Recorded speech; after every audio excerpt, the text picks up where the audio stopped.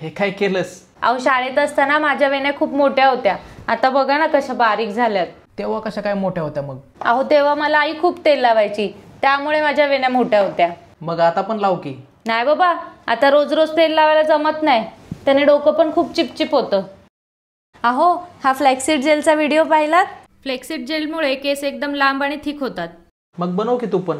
अहो एवढं करायला वेळ कोणाकडे? म्हणून मी आल्प्स गुडनेसचं फ्लेक्सिड जेल मागवलं. यामध्ये 1 चमचा तांदळाचं पीठ मिसळून असा होममेड कंडिशनर तयार होतो. मार्केटमधील कंडिशनर स्कॅल्पला लावू शकत नाही, पण हे कंडिशनर लावू शकतो.